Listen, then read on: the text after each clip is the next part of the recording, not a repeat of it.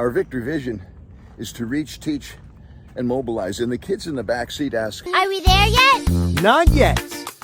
Are we there yet? no, and we never will be, because we're running in a vision, running a race that has no finish line. And we're further behind now in the Great Commission than we were when we started. We have a mission that we won't complete in our lifetime. Right. Really. Like, Yes. I think they all have that Right. sense. We'll never Yeah. complete it in our lifetime. So we'll leave as many seeds and build as big of a trail as we can. Yeah. But it will never be completed. So we will, Right. it's literally like we have a lifetime commitment. Right. Because it will never be done. That's right. Yeah. That sense on the inside, like that gets you going in the morning. So you see, the vision is meant to give us clear direction, and it's not going to end. It's going to just eventually time out, either by us leaving or Jesus coming back. So we need to set up some markers along the way, right? Like stations along the railroad track. You know, we're going to plant so many churches. We're going to have a Bible college in every nation. We're going to, whatever it may be, grow the church. Those are not the actual thing that we do. Those are not the actual goal. Those are just a marker. The actual goal is not to have Bible colleges in every nation. It's to mobilize, right? It's to train people and to mobilize them into the Great Commission. And you'll notice that that's the way we operate our Bible colleges. There's Bible colleges all over the world that just train. They teach and train. But that's their vision. But our vision is to reach, to teach, and to mobilize, and that happens in every area. The key of our 10 tenets, number 3, that we are committed to God vision. And when you look to God vision, you have strength and energy, to working on it, and then it's the key for not giving up. The famous Habakkuk verse, right? The vision make it plain so that he that reads it can run with it, is to give us direction, clear direction. Without a vision, the people cast off restraint, or they cast off direction, they cast off instruction. With the summit as well, we're dealing with 460 leaders or whatever. Like, this is the cream of the cream, like at the top of the top. And they didn't just come to be refreshed, although they were. They didn't come to just receive something, although they did. They came to receive from the Lord their next assignment, right?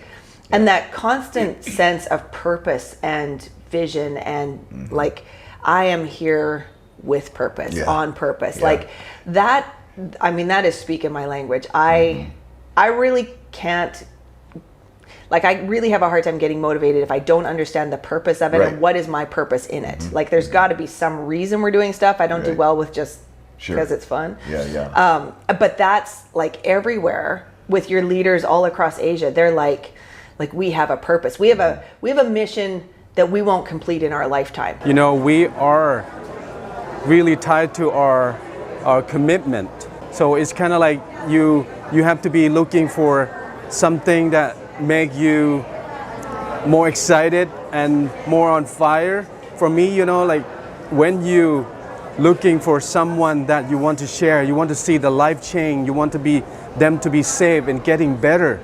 So is the one thing is it give me, the power and energy, to be work and not give up, because of you looking and you waiting and you waiting for to see the life change. There's also a principle hidden in the vision: reach, teach, and mobilize.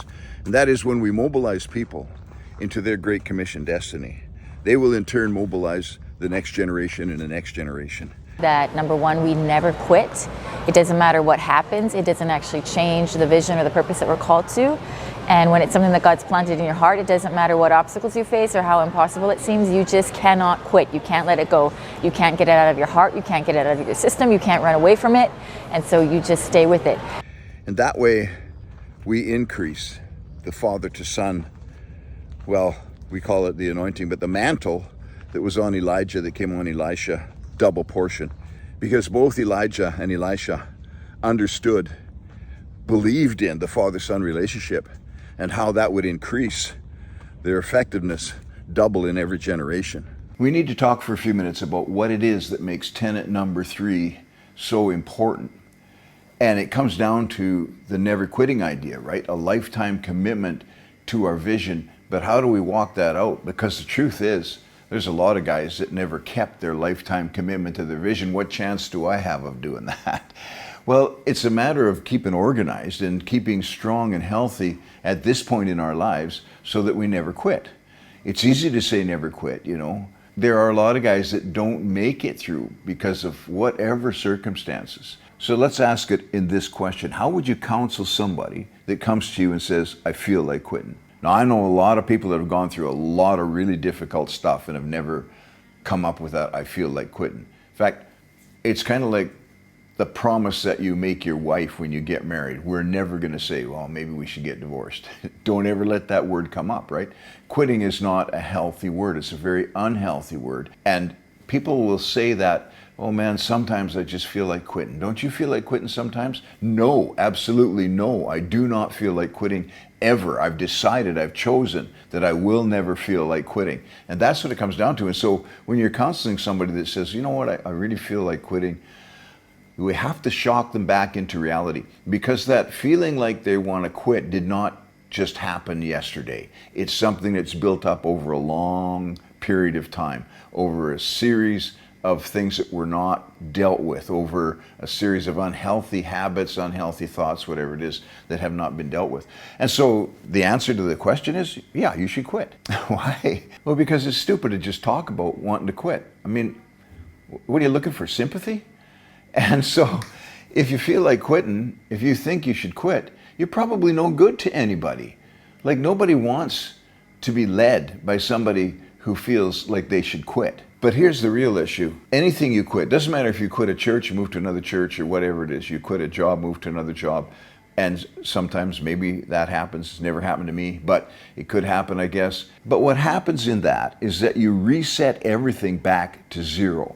All of your relationships, your trustworthiness, whatever place that you've built, carved out for yourself in that ministry or in that company or whatever it is, you're going to go back and start all over again. That was a huge amount of work. You know, in the typical action movie, the guy who was the real man had some kind of trouble in his life. Somebody killed his family, he became a drunkard, whatever it is. He got fired from his job as a policeman or whatever, and he had to hang up his guns. But now there's a real situation where he's the only guy that could take care of it. And so we have to go back and convince him to put on his guns again and go to war, because we need you to fix this problem. I mean, it's an interesting plot, I guess. But anyway, once you've hung up your guns, you actually aren't that guy anymore, because you've lost the skill, you've lost your edge, you've lost all your connections and contacts. You're just not there anymore. So one big key to never quitting is to always become stronger, right? Become better at what you do, become more concise in your thinking, more clear in the direction that you're going, better in articulating the vision and the purpose, become basically a leader who's growing personally and growing in his leadership. See, when people get disappointed, discouraged, or let's say offended, the question comes up is, why should I stay in this church? The best reason is because you're not a quitter. It's not who you are. It's the same reason you don't quit on your wife just because you're having a bad day. Let me give you 3 good reasons why we should never quit and continually grow in our personal relationship and our personal growth, our personal skills and those things, so that we maintain not only just a lifetime commitment, but a lifetime of excitement. And the first one is that if you stop or quit, you have to start over again from zero. You've got to reboot pretty well everything to do with your life and ministry, including your relationships and having made a way in the ministry. You know how your gift makes room for you? That's all gone if you quit. The second reason is that we throw away our confidence. You know, that confidence that we've built through years of ministry. It's not that easy to just strap on your guns again. In fact, you never really see that happen, you know, where you're going to pick up the sword again and get back to where you used to be, because you've actually thrown it away. And the third thing is, nobody trusts you. You're no longer reliable. You know, one of the things that I find really important to me is that when somebody comes to join the ministry, I want to know if they're coming from a place of broken relationships, because that's a huge red flag. Or are they coming from a place where they're being sent and they have their lives together and it hasn't been stop and start and big ideas and then give up and that kind of thing. I think one of the reasons why people sometimes feel like they could quit or give up, I mean, there's a billion reasons, but in their mind, ministry is just one of the things that they do. Right. It's not actually about who they are. But for us, our perspective is that, you know, our relationship with Jesus doesn't expire. There's no end date to when Jesus is done wanting to influence the world through his relationship with me. The reason why we have a lifetime commitment to the vision is because we have a lifetime commitment to Jesus. Right. Ministry isn't just one of the things that we add on to and so we can take it off or put it on if we want to.